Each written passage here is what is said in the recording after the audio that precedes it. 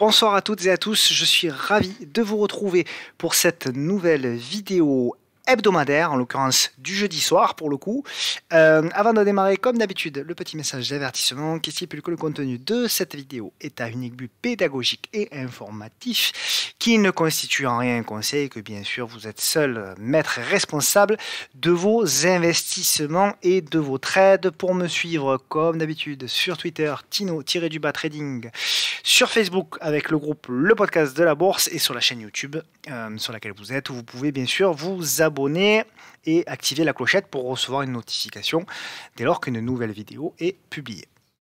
Pour celles et ceux qui veulent aller un petit peu plus loin, se former et apprendre un petit peu le trading, tout est sur la chaîne, ou plutôt sur le site pepitortrade.com. Le programme de cette semaine, on a un petit peu de tout. On a de l'Euronext, de l'Atos, Inpost, Essilor, ADP, Gecina, Voltalia, Erame, qu'on avait vu la semaine dernière. On va regarder un petit peu ce qui s'est passé, c'est intéressant. Sword, Esso, Fnac, Stellantis, Sartorius, partout. Interparfum, et à l'étranger, notamment en Allemagne, on ira voir Volkswagen, et puis aux États-Unis, Salesforce et Daco New Energy. Comme d'habitude, je tiens à vous remercier parce que d'ailleurs la semaine dernière ça a cartonné avec grâce à vos retweets toujours plus nombreux. La vidéo a été vue je sais pas combien de fois avec énormément de likes, de commentaires, etc. Donc merci beaucoup, ça aide énormément cette petite chaîne à continuer sa vie. Donc c'est la meilleure manière de m'encourager à continuer, faire une petite pause maintenant sur la vidéo et mettre un petit like et pourquoi pas à la fin mettre un petit commentaire, ça fait toujours plaisir à lire. On attaque alors cette semaine avec le CAC 40. Alors la vidéo, elle a été intitulée Fight Club parce que on le voit, c'est vraiment la bataille sur les marchés. Ça part un petit peu dans tous les sens, ça va très très vite, les mouvements sont d'une violence extrême. Alors on va essayer de prendre encore une fois, comme chaque semaine, du recul. On avait donc depuis 2018 un bull run qui s'est achevé ici en février 2020 avec le crack Covid. Ce crack Covid a généré un rebond avec une congestion cassée par le haut, une nouvelle et beaucoup plus longue congestion qui a duré de mai 2020 jusqu'à octobre 2020, qui a été cassée par le haut avec l'annonce du vaccin, on s'en souvient, et puis on a dessiné un bull run dans un canal haussier qui est vendu plutôt sur les bornes hautes et acheté sur les bornes basses, canal haussier qui a été cassé au mois de mars de cette année, et puis depuis c'est vrai qu'on amorce une consolidation un petit peu plus marquée, un petit peu plus volatile et un petit peu plus difficile à vivre sur les marchés. Alors qu'est-ce qu'on s'était dit la semaine passée? Alors encore une fois, j'ai pas touché grand chose, hein. On s'était dit que on avait cette congestion dans les semaines précédentes, que cette congestion on avait cassé par le bas, qui risquait d'avoir un rebond technique en mode pullback, et que ce pullback il fallait être extrêmement vigilant parce qu'il pouvait être vendu, et c'est très exactement ce qui s'est passé. Alors donc le scénario on l'avait, ça c'est plutôt positif, hein. Vous qui me suivez semaine après semaine, on ne s'est pas trompé de beaucoup. Par contre, c'est vrai que je dois bien admettre que la violence des mouvements est toujours extrêmement surprenante. Donc, ça fait toujours extrêmement mal quand on n'est pas préparé et quand on veut croire que finalement le pullback c'est un petit peu plus que ce sur quoi moi je me suis fait piéger. Hein, parce que c'est vrai que quand on a réintégré la figure, je me suis dit c'est peut-être une vraie réintégration et on a envie d'y croire et allez, on va garder quelques positions, etc. en portefeuille, et puis finalement crac, le marché nous rappelle à l'ordre. La moindre erreur dans ce marché, elle est tout simplement fatale. Donc d'où l'intérêt de vraiment tenir ses plans, et je sais de quoi je parle. Dès qu'on ne suit pas ses plans, dès qu'on commence à déborder un petit peu, le marché nous rappelle à l'ordre. Donc il s'est passé très exactement ce qu'on avait indiqué sur les flèches. Donc on avait indiqué, parce que les flèches elles sont apparues il y a déjà plusieurs semaines, on avait dit cassure, pullback, et derrière certainement un mouvement baissier qu'on a fait. Alors du coup on peut quand même, je l'espère, du moins demain, on verra avec les États-Unis ce soir, mais demain j'espère qu'on peut enclencher un rebond. C'est une journée particulière, hein. puisqu'il y a des expirations demain, donc du coup, il risque d'y avoir encore de la volatilité demain. On verra dans quel sens ce sera. Mais toujours est-il que pour moi, vraiment, on a cassé des dynamiques. Il y a du rebond, il y aura toujours du rebond, il y aura toujours. Mais vraiment, pour quelqu'un qui fait du moyen long terme, pour moi, il faut vraiment, encore une fois, rester à l'écart de ce marché qui est vraiment très, très, très, très, très, très, très dangereux. Voilà. Et attendre potentiellement de casser les nouveaux plus bas et idéalement de casser les plus bas de mars qui pour moi, s'ils sont cassés dans les prochaines semaines, dans les prochains mois, là par contre, honnêtement, sous ces 1007, je pense que ce sera, si on y va, hein, si on y va bien entendu, je pense que ce sera quand même une opportunité d'achat pour les long-termistes. Voilà. Le CAC Small, on va le regarder, mais évidemment, c'est pas terrible non plus. Le CAC Small, hop là, tac. Ouais, voilà, alors on avait décidé ce biseau, on a eu une réintégration, on a eu un pullback, plus hein, d'ailleurs, hein, puisqu'on est presque revenu sur le haut de la figure, et puis là, voilà, on fait aujourd'hui une séance correcte hein, quand même, hein, une séance correcte sur les small, négative mais correcte, mais voilà, pareil, il y a une dynamique qui est cassée, et pour moi, le point de in, il est pas là. Voilà, pour moi, le point d'achat, il est plus bas. Il est pareil à la cassure de ce plus bas de mars. Voilà, donc après, il peut y avoir du rebond technique à jouer, il peut y avoir des hausses de quelques heures, de quelques jours qui peuvent être très spectaculaires, mais du moins, tant qu'on n'a pas un événement macro comme une fin de guerre en Ukraine, etc., je pense que ça va être quand même compliqué de trouver des catalyseurs pour les marchés cet été. Voilà. Et je peux me tromper, mais je vois pas des fonds rentrer sur les marchés maintenant. Pour moi, c'est trop tard. Si les fonds rentrent, je pense que ce sera plutôt à la rentrée pour jouer le dernier trimestre, pour essayer de rattraper un peu les mauvaises perfs sur le dernier trimestre. Là, sauf éléments macro qui viendraient changer radicalement les choses ou l'avenir, je vois pas un gérant de fonds faire all-in maintenant. Voilà, sur ces niveaux-là, etc. Je pense pas. Maintenant, je peux me tromper. Hein. Encore une fois, on suivra les graphes, etc. Mais pour moi, quand même, on a vraiment dégradé. Même si aujourd'hui, hein, on a vu, hein, on a fait une mèche basse sur la M10 daily. Malgré tout, hein, on a quand même en hebdomadaire, on a quand même voilà une tendance quand même qui est très très très très très très dégradée sous la M10 aussi, etc., etc. Donc voilà. Donc toujours pareil, hein, depuis des semaines hein, finalement. On incite à la prudence, même si tous sont malheureusement perchés en essayant de payer toujours des plus bas, d'essayer de moyenner, etc. Et malheureusement, souvent, on se fait piéger. Allez, on passe aux actions avec Euronext. Alors, Euronext, elle a annoncé des chiffres intéressants. Pour moi, cette semaine, elle est où? Voilà, elle a annoncé des chiffres intéressants qui ont été achetés. Mais on voit, hein, donc il y a eu le gap à la hausse. On a fermé le gap quasiment aujourd'hui avec cette mèche basse. On était sur une zone pour moi d'opportunité, même si on n'avait pas tout à fait touché, donc c'est pour ça que j'y suis pas allé. Mais par contre, s'il y a une consolidation un petit peu plus marquée, le prochain plus bas cassé, c'est-à-dire si on repasse en dessous des 70, peut-être que ce sera une zone d'achat, notamment pour les investisseurs, une zone d'achat, je dirais, aux alentours des 70 jusqu'à 61, qui pour moi seraient les plus hauts là, de mars 2018, qui seront, je pense, voilà, toute cette zone-là, toute cette zone sera, je pense, entre 61 et 64, sera un second point d'entrée. Donc, si vous voulez rentrer sur Euronext, premier point d'achat pour moi sur 68, 69. Et éventuellement renfort possible un petit peu plus bas sur la zone des 61 jusqu'à 63,5.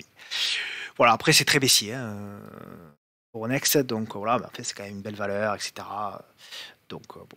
Voilà, pour l'investisseur. Athos, là par contre, c'est très baissier, c'est pas nouveau. Voilà, on peut jouer du rebond technique à ce stade. Pour moi, quand même, on a cassé, donc je vais pas vous tracer, hein, on voit bien que c'est baissier. On a cassé ici un premier support oblique, donc ça c'est moyen. Par contre, il est vrai qu'on a potentiellement, doucement, on commence à tracer des figures. Hop, on commence à tracer des petites figures. Voilà. Donc il va falloir voir cette figure-là, si c'est le départ d'une congestion. On a également une zone hop, ici de résistance. voilà, qui est ici. Hop, décidément. Donc qui est à 24 € et des poussières. Donc pour moi, c'est de la congestion. Attention si on casse par le bas, par contre, parce que là, ça reste une tendance baissière. Hein. Donc là, il ne faut pas s'amuser à moyenner. On peut jouer le retournement en ta séance, là, potentiellement, pourquoi pas. Mais par contre, si on commence à passer sous 22, il va falloir être extrêmement vigilant. Parce que ça peut partir en cacahuète, tout simplement. D'accord, donc il faut faire attention. Là, effectivement, ceux qui aiment ce genre de tendance baissière pour jouer des retournements, pourquoi pas. Moi, j'aime bien aussi, ça me dérange pas. Mais en l'occurrence, il faut bien avoir conscience qu'on trade à contre-tendance et que donc, de ce fait, si on recasse par le bas, il faut tout de suite sortir pour pas se faire embarquer. Alors, InPost, c'est Amsterdam. Alors, on est typiquement sur la même typologie de valeur, très baissière, et qui est en train de amortir un petit peu sa chute et on va dire casser un petit peu la dynamique baissière. Vous voyez là, c'est un petit peu comme Atos, c'est un petit peu le même graphe. Hein. On a une sorte de double triple creux avec une réduction de la volatilité, un gap à la hausse qui a été fermé, on repart. Donc il y a des choses intéressantes sur ce titre-là, d'autant qu'ici on a breaké aujourd'hui avec une séance à +8 dans des indices qui sont un peu compliqués. Donc c'est un titre qu'il va falloir suivre. Vous voyez, là on est peut-être dans la même configuration un peu qu'Atos, sauf que là pour le coup on est en train de casser par le haut. Donc il va falloir surveiller. Pour moi, on actera quand même vraiment un début de retournement quand on sautera les 6,40, on va dire. En tout cas, c'est un titre intéressant, titre à suivre de près. Attention, c'est quand même assez volatile, c'est quand même très baissier. Donc là c'est pareil, on peut jouer le coup, mais il ne faut pas hésiter quand même si on joue un retournement, il ne faudra pas hésiter à un moment donné à prendre des bénéfices au moins partiels et à monter les stops, parce que sinon on peut se faire piéger. En tout cas, c'est le genre de config qui s'observe, qui se regarde, avec des objectifs à moyen long terme qui peuvent être très intéressants. Si on passe, on peut aller chercher notamment ici l'ancienne zone de résistance, enfin de support pardon, qui a été cassée aux alentours des 8,90. Pourquoi pas la moyenne mobile à 200 jours, etc. etc. Donc pourquoi pas. Je connais pas bien le titre, par contre, ceux qui veulent me préciser en commentaire et qui connaissent fondamentalement le titre, faites-vous plaisir, il n'y a pas de problème. Et Silor, c'est un joli titre aussi. On revient sur le bas de canal de mémoire. Voilà. Donc j'avais dessiné ce canal comme ceci. Je le vois comme ça, avec un canal haussier, plutôt sur le bas de canal. Ce qui est intéressant, c'est qu'on fait une espèce de double appui sur le canal. Ce double appui a été acheté. Désolé pour les yeux, je vais un peu vite, mais voilà, ce double appui a été acheté. Donc il y a pour moi pas 36 000 solutions pour rentrer. Ceux qui veulent le tenter, soit vous attendez la cassure ici de la résistance oblique, ça c'est la méthode un peu plus soft. La méthode très agressive, vous achetez au-dessus de la bougie ici, au-dessus des 146,20, et le stop il est très clair. Pour moi le stop il est ou sous la bougie ou alors carrément sous le dernier creux ici. Sous 139,36. Voilà. Ici. Donc potentiellement, ça vous fait un stop à 4%, 4% et demi. Voilà. Et en termes d'objectifs, je viserai un retour sur, dans un premier temps ici, la zone de support qui a été cassée, donc les 157,90 et pourquoi pas la M200 dans un deuxième temps. Voilà le plan qu'on peut faire. Alors bon, ça reste baissier, hein, parce que vous voyez, la M200 est en train de se retourner, etc. Mais tant qu'on tient le canal, pour moi, on peut quand même jouer quelque chose.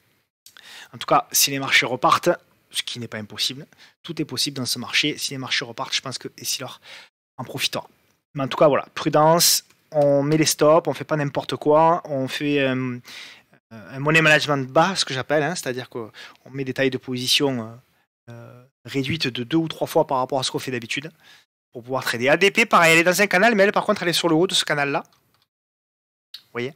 Donc là, pour le coup, je suis pas à l'achat sur ADP. C'est un titre que j'aime bien, mais comme je l'avais expliqué, je crois que je l'avais présenté il y a quelques semaines. Je suis plutôt acheteur sur le bas de canal, en l'occurrence, sous MM200, donc plutôt acheteur sur ces niveaux-là. Si on y revient, voilà, sur ces niveaux-là. On verra. Là, pour moi, alors on peut très bien casser par le haut et aller chercher les nouveaux plus hauts, hein, et aller chercher ici la zone des 150. Mais pour moi, voilà, on a bien marqué la résistance qui est ici. Vous voyez un petit peu le graphe, hein, on est allé chercher des niveaux techniques très importants. Donc pour moi, maintenant, il faut attendre la congestion et la consolidation. Ensuite, on a Gessina. Alors, Gessina, c'est compte titre, hein, de mémoire. Gessina, c'est baissier. Je le vois comme ça. Gessina, voilà, je le vois dans une correction marquée. Pour moi, zone d'opportunité plutôt sur le bas du support oblique. Là, ici, là. Donc, aux alentours des 95, en dessous de 100 euros. En dessous de 100 euros, je pense que ça peut être, pour ceux qui souhaitent investir, ça peut être une zone où vous pouvez, pourquoi pas, prendre une position. Pour le swinger, j'attendrai, pour le moyen long terme, j'attendrai la cassure de cette résistance oblique. Voilà, le graphe est pas mal, hein, le graphe est pas mal, enfin, pas mal, du moins sur du long terme. Hein. Sur du court moyen terme, ça reste quand même très baissier là aussi. Voltalia, joli graphe, on est sur un haut de canal baissier de mémoire, voilà, c'est ça, hop là, voilà, donc bon, le graphe est très beau, enfin du moins pas mal, pareil, hein, je dirais que c'est peut-être pas le moment d'acheter, peut-être attendre la cassure ici des 22 euros, un truc comme ça. En tout cas, le graphe est pas mal, une espèce de tasse avec anse, une congestion. Voilà, donc le titre résiste bien. Aujourd'hui, on fait une séance verte dans un marché rouge, donc c'est à suivre, titre à suivre. En tout cas, le graphe est vraiment intéressant. Et Ramé, on l'avait vu la semaine dernière. Oh là, j'écris mal. Et ah, hop. Donc pardon, je mets à jour parce que c'est un titre sur lequel on est à l'achat sur le salon, donc ça se passe plutôt bien. On est en route vers pourquoi pas le deuxième objectif, très résiliente, hein, très résiliente. Donc très bien orienté, hein, très bien orienté. Et Ramé, voilà, toutefois, je conseille quand même de prendre un premier profit partiel. Et après d'accompagner tout simplement. Alors il y a deux manières d'accompagner, hein. Soit vous allez chercher le deuxième objectif et ensuite vous visez le nouveau plus haut, soit tout simplement vous mettez un stop suiveur juste au niveau de la M10, pourquoi pas, pour accompagner le mouvement. Voilà, il y a plusieurs méthodes, il y a plusieurs solutions, il n'y en a malheureusement pas de parfaite, mais voilà comment je voudrais ramer. En tout cas, pour moi, RAS, vraiment, on a tout cassé par le haut, donc c'est vraiment très intéressant d'avoir cette valeur en portefeuille. Donc voilà, j'ai pas grand chose de plus à ajouter, je suis positif. Est-ce que c'est le moment de rentrer sur RAME? La réponse est non. Même si elle peut encore continuer à monter, hein, ce qui m'arrangerait, mais en l'occurrence, pour moi, le point d'achat, il était, voilà, comme je vous l'avais dit la semaine dernière, hein, le point d'entrée, il était pour moi au-dessus des 122. Maintenant, c'est un petit peu passé. Sword, alors c'est un titre que je surveille. Voilà, alors moi j'aimerais une touchette sur le support oblique. Voilà, j'ai le support oblique qui est ici, vous voyez. Hop. J'avais une petite congestion qui était plutôt intéressante, qu'on a cassé par le haut et réintégré. Donc voilà, faux signal, magnifique, comme d'habitude, j'allais dire, dans ce marché. Dans ce marché bien pourri. Alors on va la retracer du coup. Voilà, et on va se dire que le biseau est un peu plus large et on va se dire que potentiellement, ce qui m'intéresserait moi, c'est cette zone ici, donc aux alentours des, on va dire 38 euros et quelques. Hein.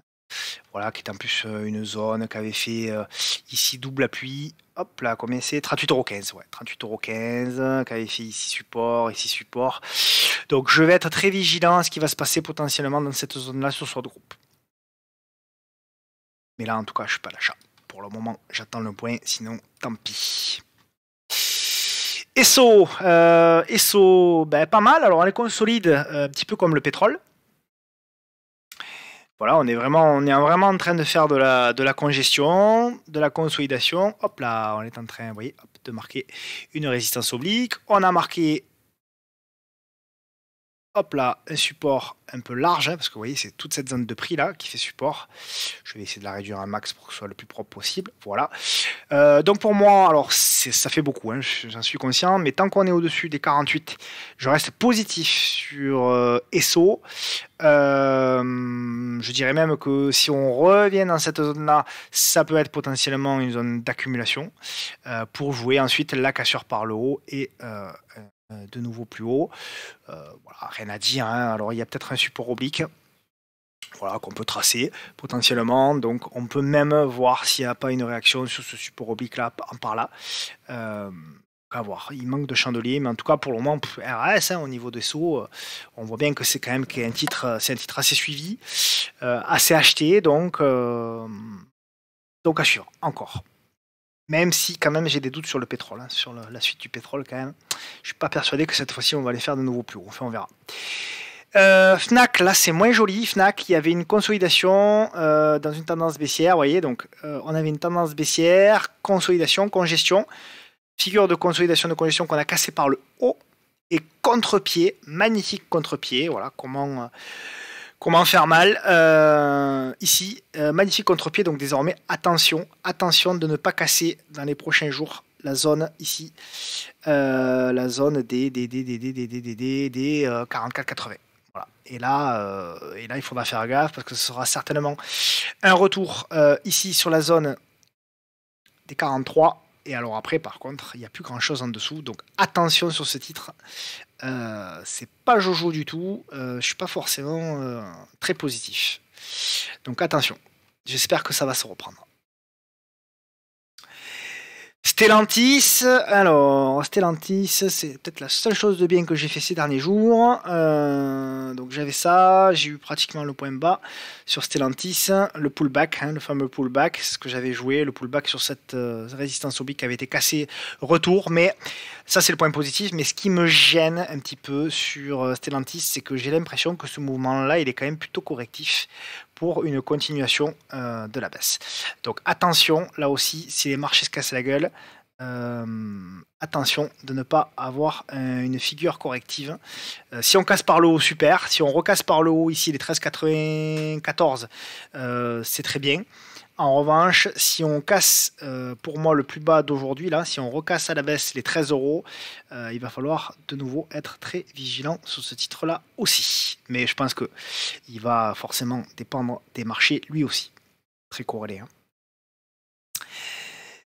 Sartorius, même analyse que d'habitude, hein, pour moi, c'est le support oblique qui est intéressant. Voilà.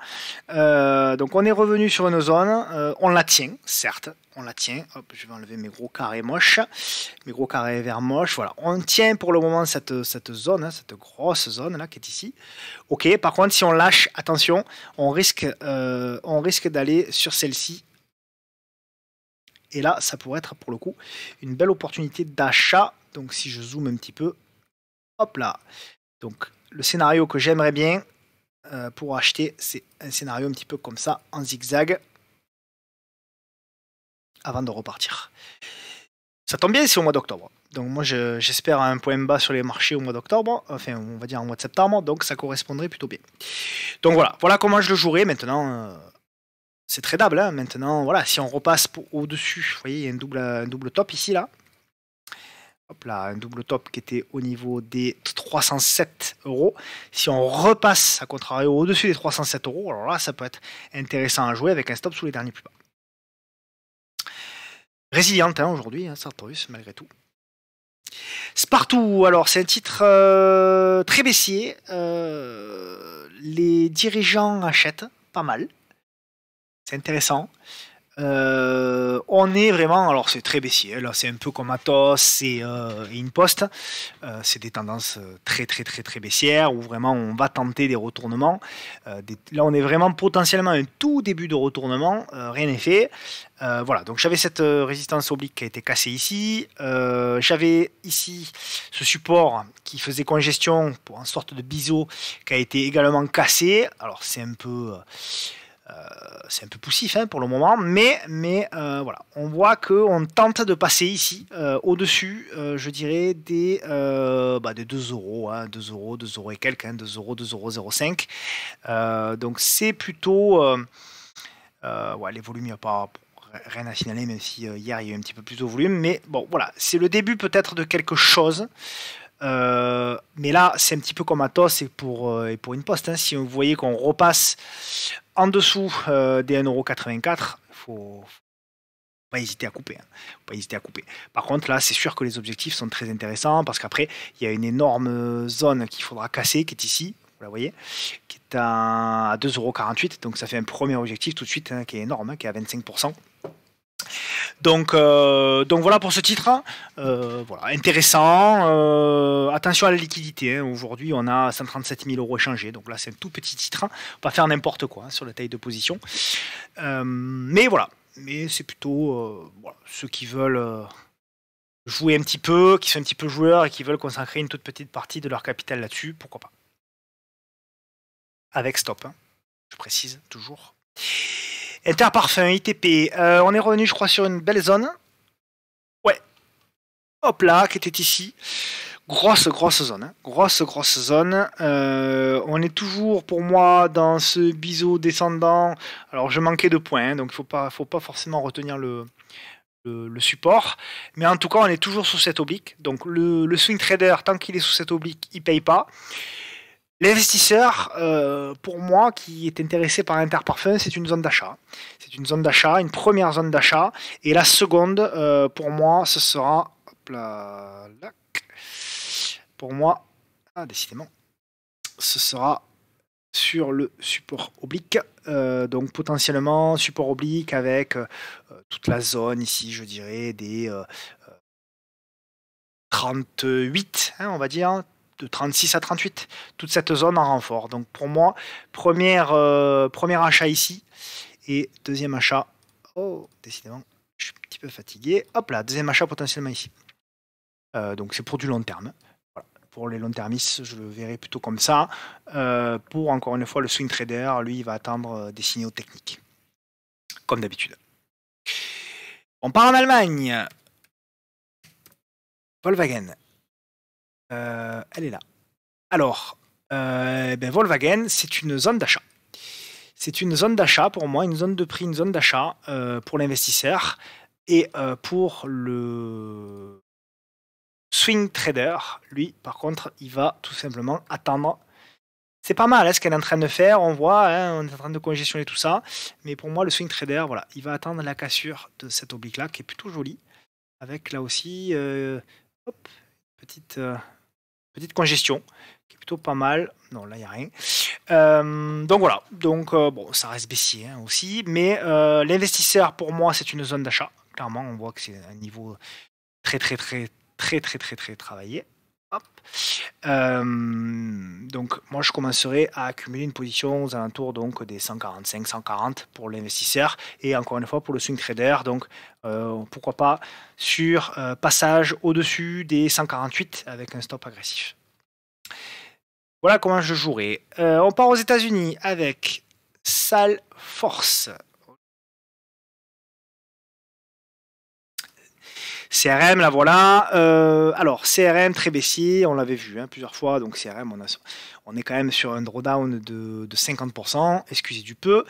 Ce qui est intéressant, CRM, toujours pareil, l'oblique, potentiellement. Vous voyez, une belle oblique là qui passait ici, qui passait ici, qui passait là. Donc, on va être attentif à ce qui se passe ici, qui est en plus une énorme zone de prix. Hein, une énorme zone de prix. Voilà, très travaillé là, ici, vous voyez. Je ne laisse pas pour que ce soit clair.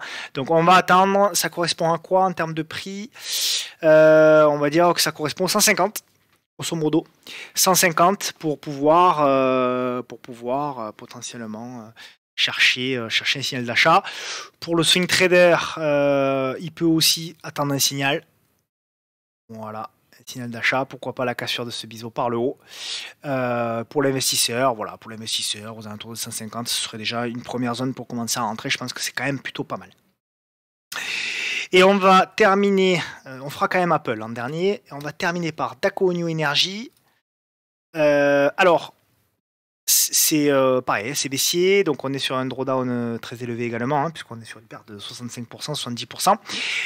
Par contre, c'est vrai que on a l'impression, on a la sensation qu'on est un petit peu sur un aplatissement. Un aplatissement de la tendance baissière, vous voyez, on a une baisse qui se fait finalement petit peu, qui se fait un petit peu calmer, quoi. On est dans un range ici, là, une sorte de range avec dire une zone horizontale assez intéressante, notamment, pourquoi pas, si on passe, pour moi, hein, on peut tenter le coup si on passe au-dessus, ici, une belle zone là de résistance, au-dessus des 48 $. 48 $, et en plus, ça correspondra, je présume, à la cassure de la M200. Donc voilà pour prendre position. Et après, qu'est-ce qu'on peut viser? Eh bien, je viserai cette zone ici à 72,20 et après, etc., etc. Voilà. En tout cas, c'est pas mal. Ce qu'elle est en train de faire, je vois que on est en train de neutraliser plus ou moins la tendance baissière. Je dirais que c'est pas mal. Puis on va terminer par Apple. Apple, qui se fait massacrer encore aujourd'hui. Donc, bah, voilà. Encore une fois, ça correspond à ce qu'on s'était dit, hein.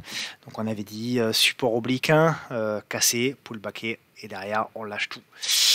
Et derrière on lâche tout. Donc attention. Attention, alors oui, il y a un support, éventuellement, ici.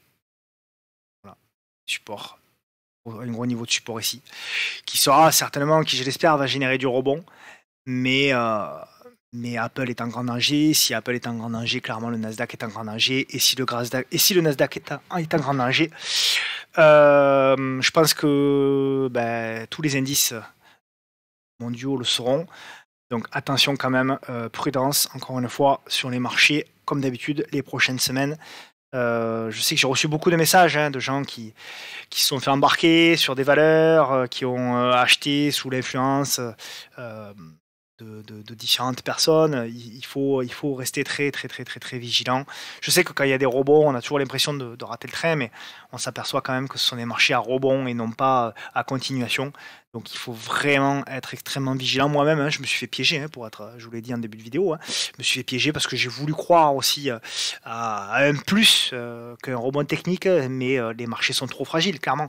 Les marchés sont trop fragiles et tant que la confiance ne reviendra pas, on ne retournera pas à la tendance baissière comme ça du jour au lendemain. Donc il va falloir du boulot, il va falloir des constructions, il va falloir des congestions. Et pour moi, le marché n'est pas encore mûr pour se retourner. Voilà. Donc j'en ai terminé pour cette vidéo hebdomadaire. Merci de l'avoir suivi. Écoutez, comme d'habitude, je vous dis à la semaine prochaine. Soyez très prudents sur les marchés. Et puis voilà, profitez bien de votre week-end. Reposez-vous bien parce que je crois qu'on est tous très fatigués. À bientôt. Ciao.